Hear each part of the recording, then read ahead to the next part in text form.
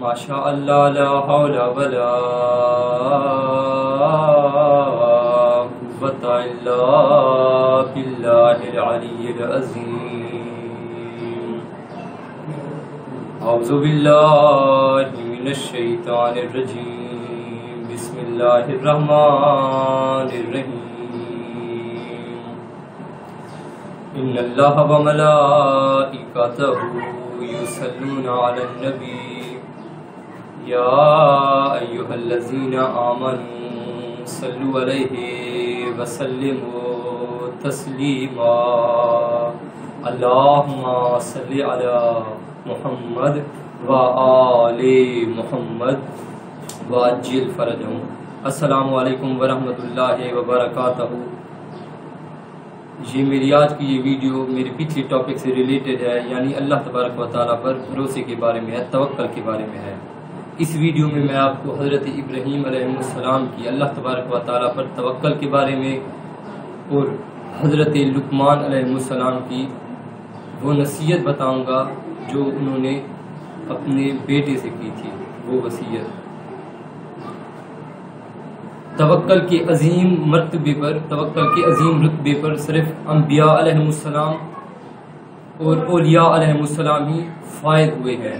جیسا کہ حضرت ابراہیم علیہ السلام کے بارے میں واقعہ ایک ملتا ہے، ایک تذکرہ ملتا ہے کہ جب انہیں آگ میں ڈالا جا رہا تھا تو حضرت جبریل سے ان کی ملاقات ہوئی۔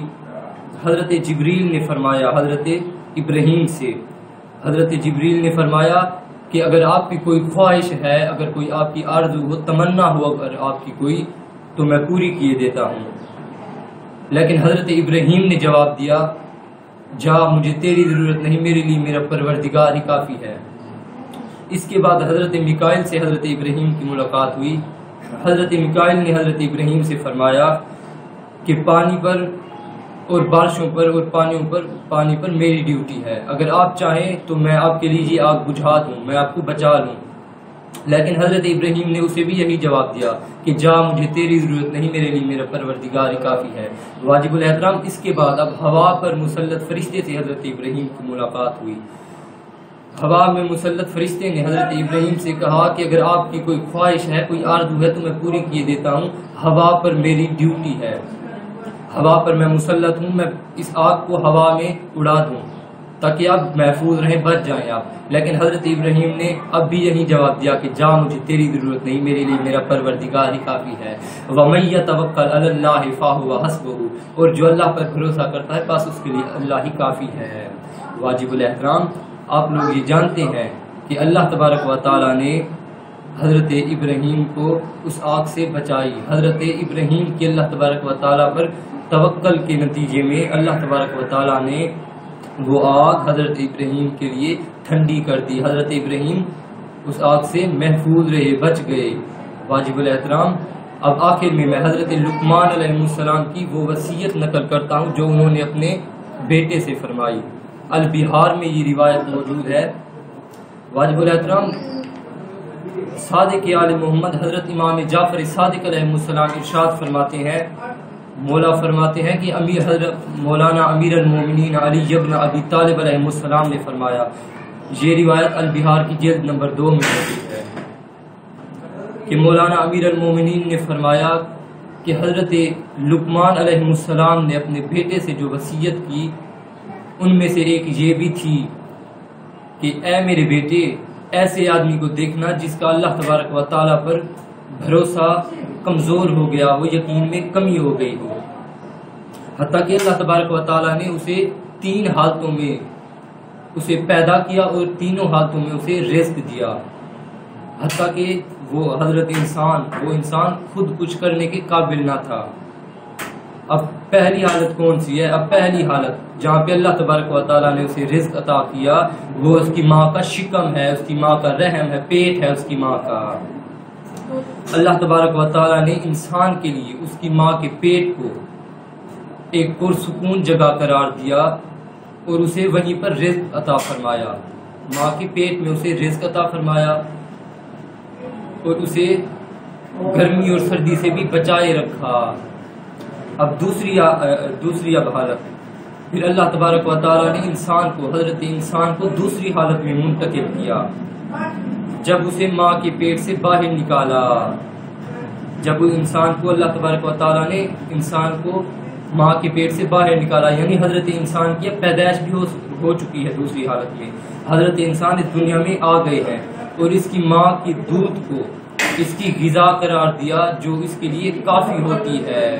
ماں کی غذا اس کے لیے کافی ہوتی ہے، جس سے حضرت انسان کی ماں کے دودھ سے حضرت انسان کی تربیت ہوتی ہے، انسان کا گوشت بنتا ہے، پوست بنتا ہے. انسان کا پتہ چلتا ہے کہ حضرت انسان کی تربیت، گوشت اور پوست، یہ تینوں اعمال، یہ تینوں کام کس چیز سے ہوتے ہیں؟ ماں کی دودھ سے ہوتے ہیں. اب واجب الاحترام پوست اور گوشت بننے کے بعد یہ سب کام ماں کے دودھ کے نتیجے میں ہوتے ہیں. اب اس حالت میں بھی اللہ تبارک و تعالیٰ اسے رزق عطا کر رہا ہے، دوسری حالت میں بھی، حتیٰ کہ وہ خود کچھ کرنے کے قابل نہیں، یہ توفیق و طاقت ہی نہیں رکھتا کہ وہ خود اپنے لیے رزق کمائے. اب تیسری حالت، پھر جب اللہ تبارک و تعالیٰ نے اس کے لیے اپنی ماں کا دودھ پینا چھوڑ دیتا ہے، جب انسان اپنے ماں کے دودھ سے علیحدہ ہو جاتا ہے تو اللہ تبارک و تعالیٰ نے اس کا رزق اس کے ماں باپ کے حوالے کر دیا، جو اسے پیار سے پالتے ہیں، جو حضرت انسان کی اپنے بچے کی سچے دل و جان سے اسے پالتے ہیں، اس کا احترام کرتے ہیں، اس کی پرورش کرتے ہیں اور اس پر نہایت مہربان ہوتے ہیں. ان کے والدین نہایت مہربان ہوتے ہیں اس کے بچے پر، اس کی ضروریات کا خیال رکھتے ہیں، اس کی من پسند غذائیں مہیا کرتے ہیں، اسے خود نہیں کھلاتے لیکن اسے کھلاتے ہیں. عزیزان گرامی، یہ اب 3 حالتیں ہو گئی. 3 حالتوں میں اللہ تبارک و تعالیٰ نے اسے رزق عطا کیا، حتیٰ کہ وہ خود کچھ کرنے کے قابل نہیں ہے، کمانے کے قابل نہیں، حتیٰ کہ وہ خود کھانے کے قابل بھی نہیں ہے، محتاج ہے. واجب الاحترام اللہ تبارک و تعالیٰ اسے ان 3 حالتوں میں رزق دے رہے ہیں. اور اب جب وہ بڑا ہو جاتا ہے، چوتھی حالت میں منتقل ہوتا ہے، تو اس کو عقل و شعور آ جاتا ہے اور اپنے لیے وہ رزق کمانے کے قابل ہو جاتا ہے، تو اسے طرح طرح کے خیالات ستاتے ہیں، اسے تنگ کرتے ہیں طرح طرح کے خیالات، اور وہ رزق کمانے کے بارے میں متفکر ہو جاتا ہے، یعنی غمگین ہوتا ہے، متفکر فکر کرنے لگتا ہے.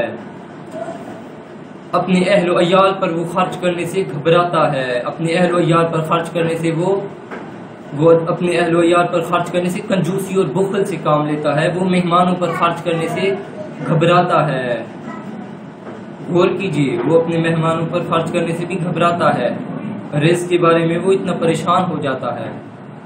اب آخر میں حضرت لقمان اپنے بیٹے سے یہ نصیحت کر رہے ہیں، اسے یہ وصیت کر رہے ہیں کہ اے میرے بیٹے، واجب الاحترام ذرا توجہ کیجیے گا کہ حضرت لقمان اپنے بیٹے سے کہہ رہے ہیں کہ اے میرے بیٹے، ایسا آدمی اچھا آدمی نہیں ہوتا. اب آخر میں مولا کائنات علی ابن ابی طالب علیہ السلام کا ایک فرمان آپ کے سامنے میں پیش کرتا چلوں.